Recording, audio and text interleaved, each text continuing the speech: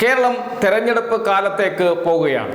തദ്ദേശ സ്വയംഭരണ സ്ഥാപനങ്ങളിലേക്കുള്ള തെരഞ്ഞെടുപ്പ് വരുന്നു. അതിനുശേഷം നിർണായകമായ രാഷ്ട്രീയ പാർട്ടികൾക്ക് നിർണായകമായ, പ്രത്യേകിച്ച് UDFന് അതിനിർണായകമായ നിയമസഭാ തെരഞ്ഞെടുപ്പ് വരുന്നു.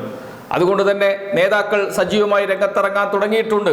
എല്ലാവരുടെയും ലക്ഷ്യം നിയമസഭാ തെരഞ്ഞെടുപ്പാണ്.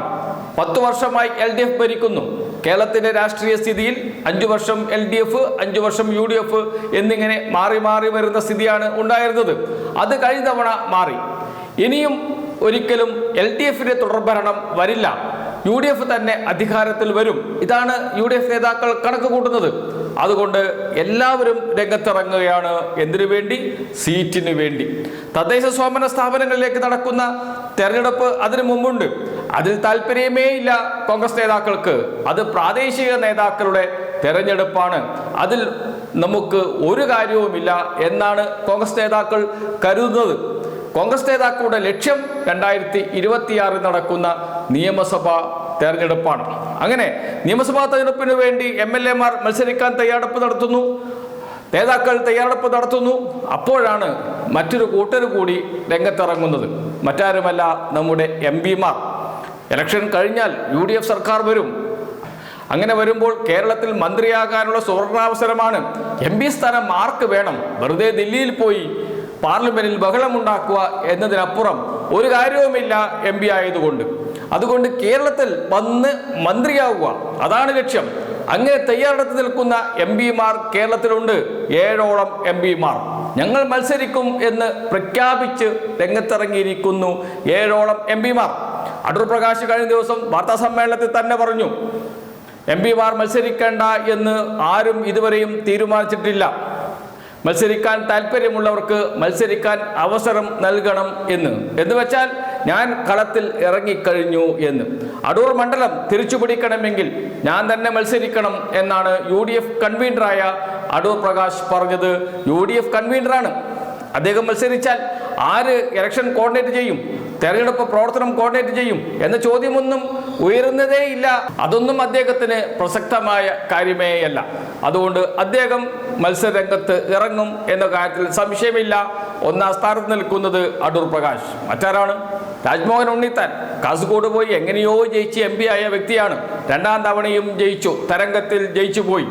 അദ്ദേഹത്തിന് MP സ്ഥാനം വേണ്ട. അദ്ദേഹത്തിന് കേരളത്തിലേക്ക് മടങ്ങി വന്ന് മത്സരിച്ച് MP ആകണം. അതാണ് അദ്ദേഹത്തിൻ്റെ ലക്ഷ്യം. 2ാമൻ രാജ്മോഹൻ ഉണ്ണിത്താൻ. 3ാമൻ ബെന്നി ബെഹനാൻ. ബെന്നി ബെഹനാൻ A ഗ്രൂപ്പിൻ്റെ മുതിർന്ന നേതാവാണ്.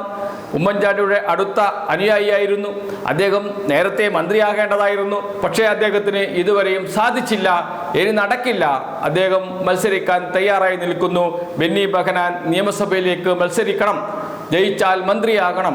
മന്ത്രിക്കുപ്പായം വിട്ട് കാത്തിരിക്കുകയാണ് അദ്ദേഹം. പിന്നീടുള്ളത് കൊടിക്കുന്നിൽ സുരേഷ്. ഏറെ കാലമായി ഇത്തവണ മത്സരിക്കുന്നേ ഇല്ല എന്ന് തീരുമാനിച്ച വ്യക്തിയാണ്. മത്സരിക്കാൻ താല്പര്യമില്ല. കേരള രാഷ്ട്രീയത്തിൽ സജീവമാകണം. KPCC പ്രസിഡന്റ് സ്ഥാനത്തിന് വേണ്ടി ശ്രമിച്ചു, നടന്നില്ല. ഇനി MLA സ്ഥാനം കിട്ടിയേ തീരൂ. കിട്ടിയാൽ UDF ജയിച്ചാൽ മന്ത്രിയാകാം. അതാണ് കൊടിക്കുന്നിലിൻ്റെ ലക്ഷ്യം. കൊടിക്കുന്നിൽ സുരേഷ് കളത്തിൽ ഇറങ്ങിക്കഴിഞ്ഞു. ആന്റോ ആന്റണി KPCC പ്രസിഡന്റ് സ്ഥാനത്തേക്ക് പരിഗണിച്ച പേരുകളിൽ ഒരാളാണ്.